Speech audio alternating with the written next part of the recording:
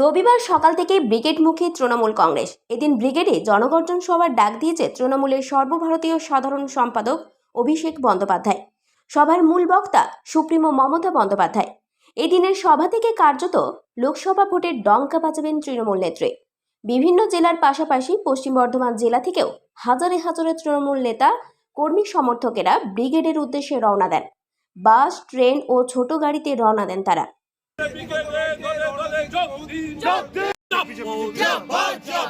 আজকে জনগণের ব্রিগেডে দলে দলে যোগ দিন। আজকের জনগর্জন জনসভায় দলে দলে যোগ দিন। এই বিজেপিকে রুখতে ব্রিগেড চলো, বন্দে মাতরম। বাংলার অগ্নিকন্যা মমতা ব্যানার্জি জিন্দাবাদ। তৃণমূল কংগ্রেস জিন্দাবাদ। মমতা ব্যানার্জি জিন্দাবাদ। মমতা ব্যানার্জি জিন্দাবাদ। অভিষেক ব্যানার্জি জিন্দাবাদ। অভিষেক বন্দ্যোপাধ্যায় জিন্দাবাদ। জয় বাংলা। কলকাতার উদ্দেশ্যে আমরা কলকাতায় উদ্দেশ্যে যাচ্ছি। 100 দিনের বকেয়া টাকা দেয়নি, আবাস যোজনার টাকা দেয়নি, নানা রকমভাবে বঞ্চিত করছে।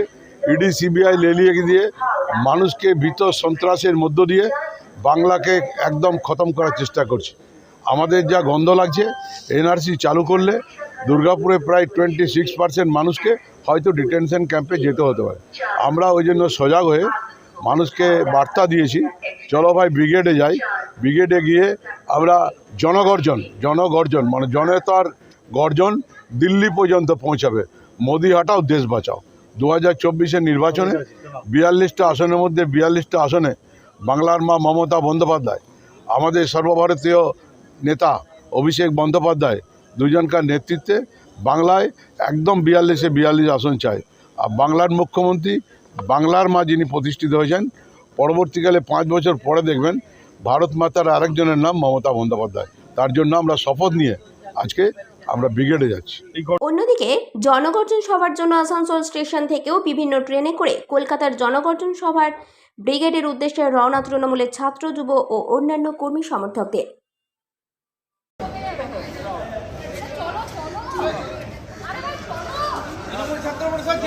মমতা ব্যানার্জি জিন্দাবাদ।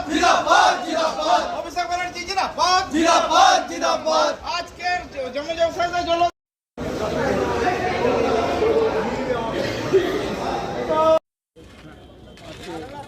আজকে জননেত্রী মমতা বন্দ্যোপাধ্যায় এবং জননেতা অভিষেক বন্দ্যোপাধ্যায়ের ডাকে যে ঐতিহাসিক ব্রিগেড সমাবেশ আর কিছুক্ষণের মধ্যে হতে চলেছে, তাতে যোগ দেওয়ার জন্য আমরা সকলে তৃণমূল ছাত্র পরিষদের সমস্ত প্রতিনিধিরা আসানসোল শাখার আজকে আমরা সব কলকাতার উদ্দেশ্যে রওনা দিচ্ছি। আমরা কোলফিল্ডে করে কলকাতার উদ্দেশ্যে রওনা দিচ্ছি।